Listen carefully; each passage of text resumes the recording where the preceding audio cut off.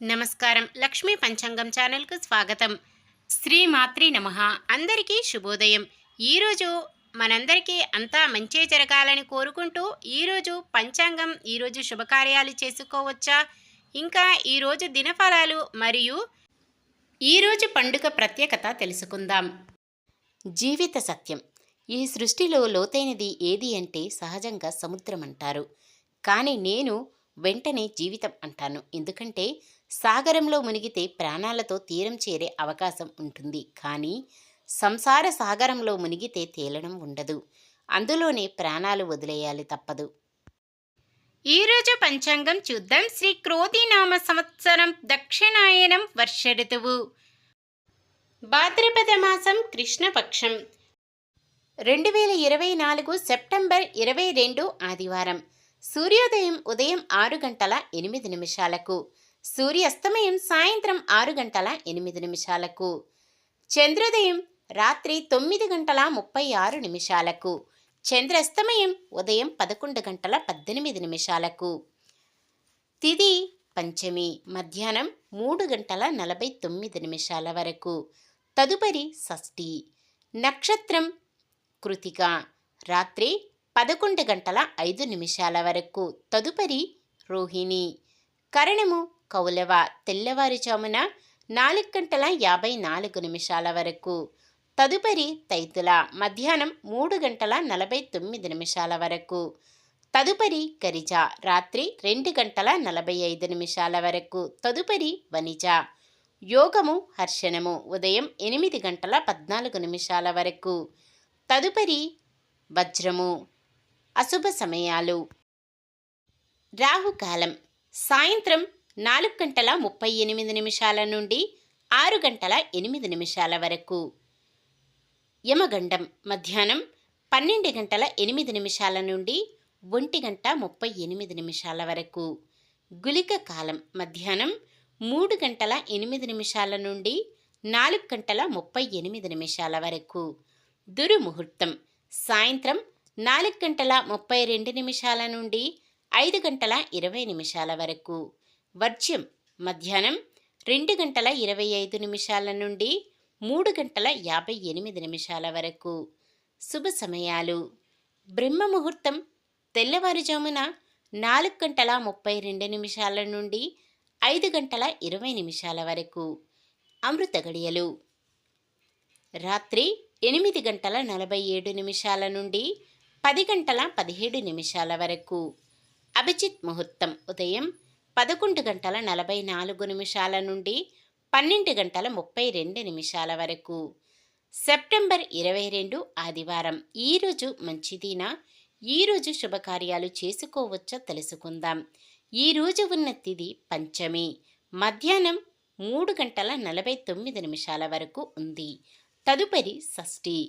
పంచమి తిథి శుభకార్యాలకు అనుకూలమైనది. తదుపరి వచ్చే షష్ఠి తిథి శుభకార్యాలకు అనుకూలమైనది కాదు.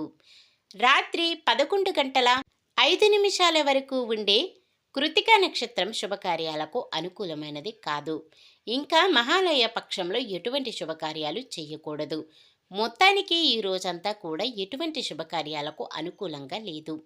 సాధారణమైన పనులు, మనం ప్రతిరోజు చేసుకునే పనులకు ఎటువంటి దోషాలు ఉండవు కాబట్టి యథావిధిగా చేసుకోవచ్చు. ఒకవేళ ఏదైనా శుభకార్యం కాని పని చెయ్యవలసి వస్తే శుభ సమయం చూసుకొని చేసుకోవచ్చు. సూర్యుడు కన్య రాశిలో ఉంటారు. చంద్రుడు ఉదయం 6:09 వరకు మేషరాశిలోను, తదుపరి వృషభ రాశిలోను ఉంటారు. ఆదివారం పడమర దిక్కున, వాయువ్యం దిక్కున ప్రయాణాలు చేయరాదు. నిన్న మేమడిగిన ప్రశ్నకు సమాధానం: ద్వారకాలో అడుగు పెడితే బలరాముడి నుంచి ఆదరణ లభించకపోవచ్చని అర్జునుడు యతివేషం ధరించాడు. ఈరోజు ప్రశ్న: బలరాముడు సుభద్రకి కౌరవులలో ఒకరికి ఇచ్చి వివాహం చేయాలని ఉంటుంది. వారు ఎవరు? దుశ్శాసనుడు, దుర్యోధనుడు, విక్రనుడు, చిత్రసేనుడు? సమాధానాన్ని కామెంట్లో తెలపండి. ఈరోజు పుట్టినరోజు మరియు పెళ్లి రోజు జరుపుకుంటున్న వారందరికీ ఆ శ్రీ మహావిష్ణువు, లక్ష్మీదేవుల ఆశీస్సులు ఎల్లప్పుడూ ఉండి వారంతా సుఖ సంతోషాలతో సకల సంపదలతో జీవించాలని మనస్ఫూర్తిగా కోరుకుంటున్నాను. ఈ రోజు మన దినఫలాలు ఎలా ఉన్నాయో తెలుసుకుందాం. మేషరాశి ఆరోగ్యంపై మీరు పెట్టిన శ్రద్ధ ప్రతిఫలితాన్నిస్తుంది. వృషభ రాశి రావలసిన సొమ్ము మరింత ఆలస్యంగా అందుతుంది. మిథున రాశి ఎటువంటి ఇబ్బందులు ఎదురైనా ఆత్మవిశ్వాసంతో దాటివేస్తారు. కర్కాటక రాశి ఆర్థిక ఇబ్బందులను అధిగమిస్తూ ముందుకు సాగుతారు. సింహరాశి ఆరోగ్యం కొంత మెరుగై ఊపిరి పీల్చుకుంటారు.